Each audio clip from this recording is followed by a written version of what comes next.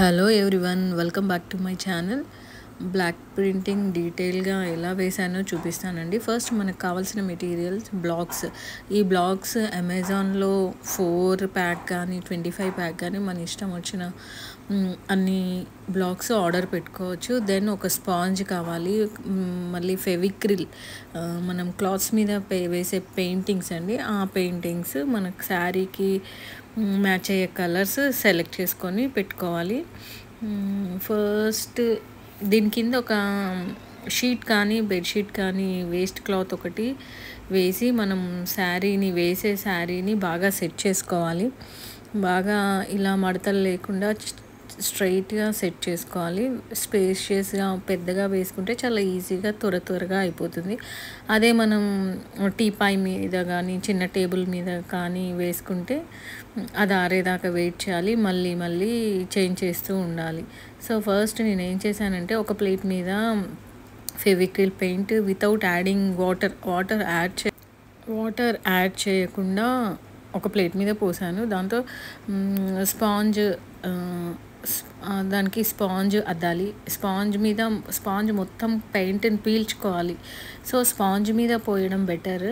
Sponge మొత్తం పీల్చుకున్నాక మన బ్లాక్ని sponge మీద ప్రెస్ చేస్తే దాంట్లో ఉన్న పెయింట్ ఈ బ్లాక్కి ఈవెన్గా అద్దుతుంది. అదే మనం స్ట్రైట్ దాని మీద పోస్తే బ్లాక్కి ఒక్కొక్క దగ్గర అంటుతుంది. అందుకని మనం స్పాంజ్ మీదనే ప్రెస్ చేసి పెడితే ఈవెన్గా కలర్ బ్లాక్కి అంటుతుంది. ఫస్ట్ మనం మార్కింగ్ చేసుకోవాలి. అసలు ఎక్కడెక్కడ బ్లాక్స్ ప్రింట్ వేయాలి అనేది మనం ఫస్ట్ మార్క్ చేసుకోవాలి. నేనైతే ఒక రెండు జానల్కి ఒక మార్క్ పెట్టుకున్నాను. 2 లైన్స్, యాక్చువల్గా బేసిక్గా 2 లైన్స్ వేస్తారు. రెండిట్స్ అందులో ఒకటి పైన పెట్టాను. సో ఇలా బ్లాక్ పెయింట్ అంటాక మనం దాని మీద ప్రెస్ చేసి 2 సార్లు ఇలా కొట్టి గట్టిగా ప్రెస్ చేయాలి. సో మనకి కరెక్ట్గా ప్రింట్ అనేది చాలా ఈవెన్గా క్లియర్గా థిక్గా పడుతుంది. యాక్చువల్గా బ్లాక్ ప్రింటింగ్ అంటే అక్కడక్కడ మిస్ మ్యాచెస్, అక్కడక్కడ పడకపోవడం ఇవన్నీ ఉంటాయి. అది బ్లాక్ ప్రింటింగ్లోనే ఉంటుంది. మనం ఎక్కడ ఏ శారీస్కి చూసినా చిన్న మిస్ మ్యాచెస్ అన్నీ ఉంటాయి. సో మీరు ఏం కంగారు పడక్కర్లేదు. ఇలా చూడండి, బ్లాక్ ప్రింటింగ్ ఒక్కొక్క కాడ పెయింట్ పడుతుంది, ఒక్కొక్క దగ్గర పడట్లేదు. అదేం పెద్ద మ్యాటర్ కాదు. మనం ఇలా మార్క్ పెట్టిన దగ్గర స్పాంజ్ మీద కలర్ వేసుకుంటూ ప్రెస్ చేసుకుంటూ వెళ్ళాలి.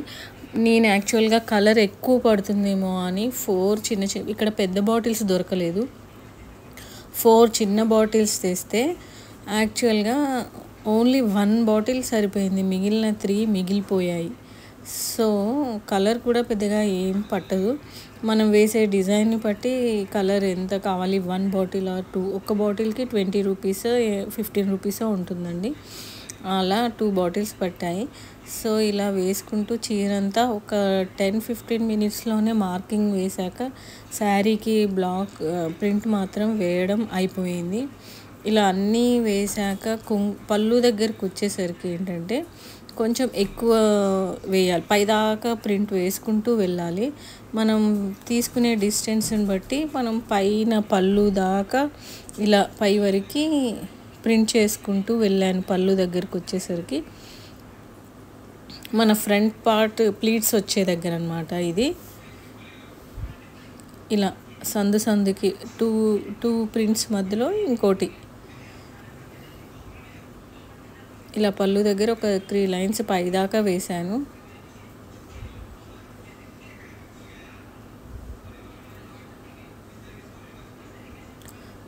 పళ్ళు వచ్చేసి గ్రీన్ కలర్. సో ఆ గ్రీన్ కలర్కి మళ్ళీ రెడ్ కలర్ ప్రింట్ కాంట్రాస్ట్ వేద్దామని రెడ్ కలర్ ఒక బాటిల్ తెచ్చాము. యాక్చువల్గా ఇది మంగళగిరి ప్లెయిన్ కాటన్, చాలా ప్లెయిన్గా ఉందని మా అక్క ప్రింట్ వేయమంది. అలా బార్డర్ మీద కూడా కాంట్రాస్ట్ రెడ్ కలర్, ఇలా పళ్ళులో రెడ్ కలర్తో బ్లాక్ ప్రింట్స్ అయితే వేసాము. ఇది ఇలా వచ్చిందండి ఫైనల్ లుక్.